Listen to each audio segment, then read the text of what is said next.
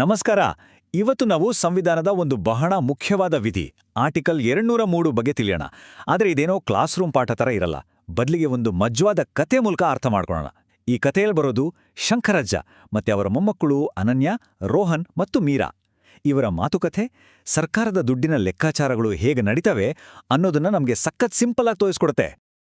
ನಮ್ಮ ಕತೆ ಶುರುವಾಗೋದೆ ಅನನ್ಯ ಕೇಳೋ ಈ ಒಂದು ಸಿಂಪಲ್ ಆದರೆ ತುಂಬಾ ಇಂಟ್ರೆಸ್ಟಿಂಗ್ ಪ್ರಶ್ನೆಯಿಂದ. ಅವಳು ಕೇಳ್ತಾಳೆ, ಅಜ್ಜ, ಸರ್ಕಾರ ದುಡ್ಡು ಖರ್ಚು ಮಾಡಬೇಕು ಅಂದ್ರೆ ಯಾರಾದ್ರೂ ಪರ್ಮಿಷನ್ ಕೊಡ್ಬೇಕಾ ಅಂತ. ನೋಡಿ, ಈ ಪ್ರಶ್ನೆಯಲ್ಲೇ ಇದೆ ನಮ್ಮ ಇವತ್ತಿನ ಇಡೀ ಚರ್ಚೆಯ ಸಾರ. ಇದಕ್ಕೆ ಅಜ್ಜನ ಉತ್ತರ ನೋಡಿ ಎಷ್ಟು ಸಿಂಪಲ್ ಆಗಿದೆ. ಅವ್ರು ಹೇಳ್ತಾರೆ, ಹೌದಮ್ಮ, ಆರ್ಟಿಕಲ್ 203 ಹೇಳೋದೇ ಅದನ್ನ. ಅದು ಸಿಂಪಲ್ ಆಗಿ ದುಡ್ಡು ಕೇಳೋದು ಮತ್ತೆ ಅದಕ್ಕೆ ಒಪ್ಪಿಗೆ ಪಡೆಯೋದು ಅನ್ನೋ ವಿಷಯದ ಬಗ್ಗೆ ಇದೆ. ಅಂದ್ರೆ ಇದು ಥೇಟ್ ಸರ್ಕಾರದ ಒಂದು ದೊಡ್ಡ ಪಾಕೆಟ್ ಮನಿ ಲೆಕ್ಕಾಚಾರ ಇದ್ದಾಗೆ ಅಲ್ವಾ? ಸರಿ, ಹಾಗಿದ್ರೆ ಸ್ವಲ್ಪ ಡೀಟೇಲ್ ಆಗಿ ನೋಡೋಣ. ಅಜ್ಜ ವಿವರಿಸೋ ಹಾಗೆ ಸರ್ಕಾರದ ಎಲ್ಲಾ ಖರ್ಚುಗಳು ಒಂದೇ ಥರ ಇರೋದಿಲ್ಲ. ಅದರಲ್ಲೇ ಮುಖ್ಯವಾಗಿ 2 ರೀತಿಗಳಿವೆ. ಈ 2 ವಿಧಾನಗಳೇ ಒಂದು ಸರ್ಕಾರದ ಫೈನಾನ್ಷಿಯಲ್ ಡಿಸಿಪ್ಲಿನಿಗೆ ಅಂದ್ರೆ ಆರ್ಥಿಕ ಶಿಸ್ತಿಗೆ ಅಡಿಪಾಯ ಇದ್ದಾಗೆ. ಈ ಸ್ಲೈಡ್ನಲ್ಲಿರೋ ವ್ಯತ್ಯಾಸವನ್ನ ಗಮನಿಸಿ. ಮೊದಲನೇದು ಖಂಡಿತವಾಗಿ ಮಾಡಲೇಬೇಕಾದ ಖರ್ಚು. ಅಂದ್ರೆ ಇದ್ರ ಬಗ್ಗೆ ವಿಧಾನಸಭೆಯಲ್ಲಿ ಚರ್ಚೆ ಮಾಡ್ಬೋದು, ಮಾತಾಡ್ಬೋದು. ಆದ್ರೆ ವೋಟ್ ಹಾಕಿ ಇದು ಬೇಡ ಅಂತ ತಡೆಯೋಕ್ಕಾಗೋದಿಲ್ಲ. ಇನ್ನ ಎರಡನೇದು ಒಪ್ಪಿಗೆ ಪಡೆದು ಮಾಡಬೇಕಾದ ಖರ್ಚು. ಇಲ್ಲಿ ಚರ್ಚೆನೂ ಆಗುತ್ತೆ, ಆಮೇಲೆ ವೋಟಿಂಗ್ ಕೂಡ ನಡೆಯುತ್ತೆ. ಪಾಸ್ ಆದ್ರೆ ಮಾತ್ರ ಖರ್ಚು ಮಾಡ್ತಾರೆ. ಹಾಗಿದ್ರೆ ಬನ್ನಿ, ಮೊದಲನೇ ವಿಧದ ಖರ್ಚು ಅಂದೆ ಏನು ಅಂತ ನೋಡೋಣ. ಇದನ್ನ ಚಾರ್ಜ್ಡ್ ಎಕ್ಸ್ಪೆಂಡಿಚರ್ ಅಂತಾನೂ ಕರೀತಾರೆ. ಇದನ್ನ ಅರ್ಥ ಮಾಡ್ಕೊಳ್ಳೋಕೆ ನಮ್ಮ ಶಂಕರಜ್ಜ ಒಂದು ಸಖತ್ ಸಿಂಪಲ್ ಮನೆ ಉದಾಹರಣೆಯನ್ನ ಕೊಡ್ತಾರೆ. ಅಜ್ಜ ಒಂದು ಸನ್ನಿವೇಶವನ್ನ ನೆನಪಿಸ್ಕೊಳ್ತಾರೆ. ಮನೆಯಲ್ಲಿ ತಿಂಗಳ ಖರ್ಚಿನ ಬಗ್ಗೆ ಚರ್ಚೆ ಆಗ್ತಿದ್ದಾಗ ಅಮ್ಮ ಹೇಳ್ತಿದ್ರಂತೆ, ನೋಡಿ, ಮನೆ ಬಾಡಿಗೆ, ಕರೆಂಟ್ ಬಿಲ್ ಇವೆಲ್ಲ ನಾವು ಕೊಟ್ಟೇ ಕೊಡ್ಬೇಕು. ಇದರಲ್ಲಿ ಚೌಕಾಸಿ ಮಾಡೋಕೆ ಆಗಲ್ಲ, ಇವು ಕಡ್ಡಾಯ ಅಂತ. ನೋಡಿ, ಈ ಲಿಸ್ಟ್ನಲ್ಲಿರೋ ಖರ್ಚುಗಳು ನಮ್ಮ ಚಾಯ್ಸ್ ಅಲ್ಲ ಅಲ್ವಾ? ಇವುಗಳನ್ನು ನಾವು ಪಾವತಿಸಲೇಬೇಕು. ಸರ್ಕಾರದ ವಿಚಾರದಲ್ಲೂ ಅಷ್ಟೇ, ಸೇಮ್ ಟು ಸೇಮ್. ಉದಾಹರಣೆಗೆ ನ್ಯಾಯಾಧೀಶರ ಸಂಬಳ, ಸರ್ಕಾರ ತಗೊಂಡಿರೋ ಸಾಲದ ಮೇಲಿನ ಬಡ್ಡಿ. ಈ ಥರದ ಕೆಲವು ಖರ್ಚುಗಳನ್ನ ಸರ್ಕಾರ ತಪ್ಪಿಸ್ಕೊಳ್ಳೋಕೆ ಆಗೋದೇ ಇಲ್ಲ. ಈ ಕಡ್ಡಾಯ ಖರ್ಚುಗಳ ಬಗ್ಗೆ ವಿಧಾನಸಭೆಯಲ್ಲಿ ಚರ್ಚೆ ಮಾಡಬಹುದು ಅಷ್ಟೇ. ಆದ್ರೆ ಈ ತಿಂಗಳು ಜಡ್ಜ್ಗಳಿಗೆ ಸಂಬಳ ಕೊಡೋದು ಬೇಡ ಅಂತ ವೋಟ್ ಹಾಕೋಕೆ ಸಾಧ್ಯನೇ ಇಲ್ಲ. ನಮ್ಮ ಸಂವಿಧಾನದ ಆರ್ಟಿಕಲ್ 203ರ ಮೊದಲನೇ ಭಾಗ ಅಂದ್ರೆ ಕ್ಲಾಸ್ 1 ಹೇಳೋದೇ ಇದನ್ನ. ಸರಿ, ಈಗ ಎರಡನೇ ವಿಧಕ್ಕೆ ಬರೋಣ. ಇದನ್ನ ವೋಟೆಡ್ ಎಕ್ಸ್ಪೆಂಡಿಚರ್ ಅಂತ ಹೇಳ್ತಾರೆ. ಇದನ್ನ ಅರ್ಥ ಮಾಡ್ಕೊಡೋಕೆ ಅಜ್ಜ ಒಂದು ಟೂರ್ ಪ್ಲಾನ್ ಮಾಡೋ ಉದಾಹರಣೆ ಕೊಡ್ತಾರೆ. ಇದು ಕಥೆಯ ನಿಜಕ್ಕೂ ಇಂಟ್ರೆಸ್ಟಿಂಗ್ ಭಾಗ. ಉದಾಹರಣೆಗೆ, ಸರ್ಕಾರ ಒಂದು ಹೊಸ ಶಾಲೆ ಕಟ್ಟಬೇಕು ಅಥವಾ ಒಂದು ಹೊಸ ರಸ್ತೆ ಮಾಡಬೇಕು ಅನ್ಕೊಳ್ಳಿ. ಆಗ ಸುಮ್ಮನೆ ಮಾಡೋಕ್ಕಾಗಲ್ಲ. ಅದು ವಿಧಾನಸಭೆಯ ಮುಂದೆ ಬಂದು, ನೋಡಿ, ಈ ಕೆಲಸಕ್ಕೆ ನಮಗೆ ಇಷ್ಟು ಹಣ ಬೇಕು ಅಂತ ಕೇಳುತ್ತೆ. ಇದನ್ನೇ ತಾಂತ್ರಿಕವಾಗಿ ಅನುದಾನ ಬೇಡಿಕೆ ಅಥವಾ ಇಂಗ್ಲಿಷ್ನಲ್ಲಿ ಡಿಮ್ಯಾಂಡ್ ಫಾರ್ ಗ್ರಾಂಟ್ಸ್ ಅಂತ ಕರೆಯೋದು. ನಮ್ಮ ಅಜ್ಜನ ಟೂರ್ ಪ್ಲಾನ್ ಕಥೆಗೆ ವಾಪಸ್ ಬರೋಣ. ಅಲ್ಲಿ ರೋಹನ್ಗೆ 500 ರೂಪಾಯಿ ಬೇಕು, ಅನನ್ಯಾಗೆ 300 ಸಾಕು. ಆದ್ರೆ ನಮ್ಮ ಮೀರಾ ಛೆ 200 ರೂಪಾಯಲ್ಲೇ ಮ್ಯಾನೇಜ್ ಮಾಡೋಣ ಅಂತಾಳೆ.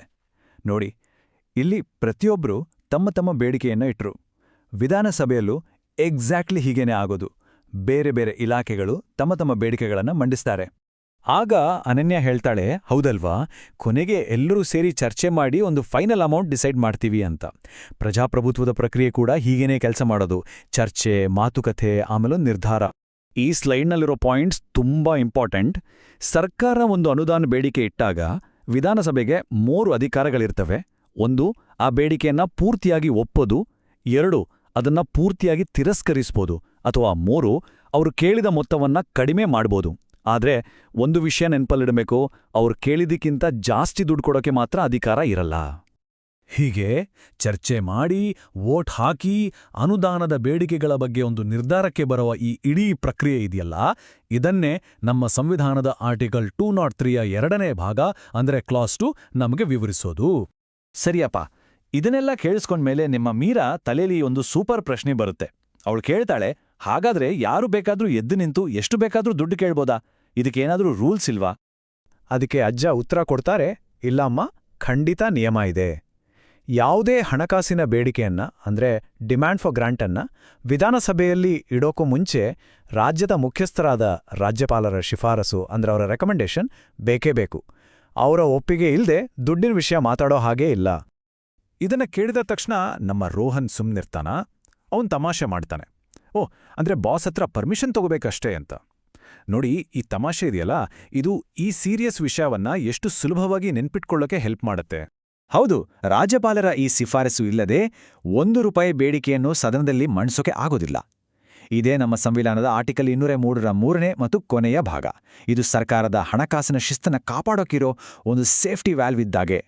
ಸರಿ, ಇಷ್ಟೆಲ್ಲ ಡಿಸ್ಕಷನ್ ಆದ್ಮೇಲೆ ಮಕ್ಕಳಿಗೆ ಏನ್ ಅರ್ಥ ಆಯ್ತು ಅಂತ ನೋಡೋಣ ಬನ್ನಿ. ಅವ್ರು ಹೇಳೋ ಸಾರಾಂಶ ಕೇಳಿದ್ರೆ ನಮಗೂ ಒಂದು ಕ್ವಿಕ್ ರಿವಿಷನ್ ಆದ ಹಾಗೆ ಆಗುತ್ತೆ.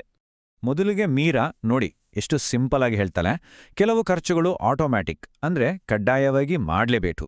ಇನ್ನು ಕೆಲವಕ್ಕೆ ಅಪ್ರೂವಲ್ ಬೇಕು. ವಾವ್, ಇದೇ ಅಲ್ವಾ ಆರ್ಟಿಕಲ್ 203ರ ನಿಜವಾದ ತಿರುಳು. ಇದಕ್ಕೆ ಅನನ್ಯ ಒಂದು ಬಹಳ ಮುಖ್ಯವಾದ ಪಾಯಿಂಟ್ ಸೇರಿಸ್ತಾಳೆ. ಹೌದು, ಆದ್ರೆ ಖರ್ಚು ಕಡ್ಡಾಯ ಇರ್ಲಿ ಅಥವಾ ವೋಟಿಂಗ್ ಬೇಕಾಗಿರ್ಲಿ, ಎಲ್ಲದರ ಬಗ್ಗೆನೂ ಚರ್ಚೆ ಮಾಡೋಕೆ ಅವಕಾಶ ಇರುತ್ತೆ. ಎಕ್ಸಾಕ್ಟ್ಲಿ, ಇದೇ ನೋಡಿ ನಮ್ಮ ಪ್ರಜಾಪ್ರಭುತ್ವದ ಸೌಂದರ್ಯ. ಕೊನೆಗೆ ನಮ್ಮ ರೋಹನ್ ಇಡೀ ವಿಷಯವನ್ನ ಒಂದೇ ಲೈನಲ್ಲಿ ಸಮ್ಮರೈಸ್ ಮಾಡ್ತಾನೆ. ಅಂದ್ರೆ money decision equals team work. Perfect. ಅಂದ್ರೆ ಹಣಕಾಸಿನ ನಿರ್ಧಾರ ಅನ್ನೋದು ಒಬ್ರೊಬ್ರದಲ್ಲ, ಅದು ಎಲ್ಲರೂ ಸೇರಿ ಚರ್ಚಿಸಿ ತೆಗೆದುಕೊಳ್ಳುವ ಒಂದು ಟೀಮ್ ವರ್ಕ್. ಮಕ್ಕಳು ಎಷ್ಟು ಚೆನ್ನಾಗಿ ವಿಷಯವನ್ನ ಅರ್ಥ ಮಾಡಿಕೊಂಡಿದ್ದು ನೋಡಿ ಶಂಕರಜ್ಜನಿಗೂ ತುಂಬಾ ಖುಷಿಯಾಗುತ್ತೆ. ಇಂಥ ಒಂದು ಕಾಂಪ್ಲೆಕ್ಸ್ ಆದ ಸಾಂವಿಧಾನಿಕ ವಿಷಯವನ್ನ ಇಷ್ಟು ಸರಳವಾಗಿ ಗ್ರಹಿಸಿದ್ದಕ್ಕೆ ಅವರನ್ನ ಮನಸಾರೆ ಹೊಗಳುತ್ತಾರೆ. ಕೊನೆಯಲ್ಲಿ ಅಜ್ಜ ಒಂದು ಪ್ರಶ್ನೆಯನ್ನ ನಮ್ಮೆಲ್ಲರ ಮುಂದೆ ಇಡ್ತಾರೆ. ನಮ್ಮ ಮನೆಯಲ್ಲಿ ನಮಗೆ ಸಿಗೋ ಪಾಕೆಟ್ ಮನಿನ ಖರ್ಚು ಮಾಡೋಕೆ ಆ ನಿರ್ಧಾರ ಪೂರ್ತಿ ನಮ್ದೇನಾ ಅಥವಾ ನಾವು ಅಪ್ಪ ಅಮ್ಮನ ಕೇಳ್ತೀವಾ? ಈ ಪ್ರಶ್ನೆ ನಮ್ಮ ಸ್ವಂತ ಹಣಕಾಸಿನ ನಿರ್ಧಾರಗಳ ಬಗ್ಗೆ ನಮ್ಮನ್ನು ನಾವು ಪ್ರಶ್ನೆ ಮಾಡ್ಕೊಳ್ಳೋ ಹಾಗೆ ಮಾಡುತ್ತೆ. ಇದ್ರ ಬಗ್ಗೆ ಸ್ವಲ್ಪ ಯೋಚನೆ ಮಾಡಿ. ಮುಂದಿನ ಸಂಚಿಕೆಯಲ್ಲಿ ಮತ್ತೆ ಭೇಟಿಯಾಗೋಣ.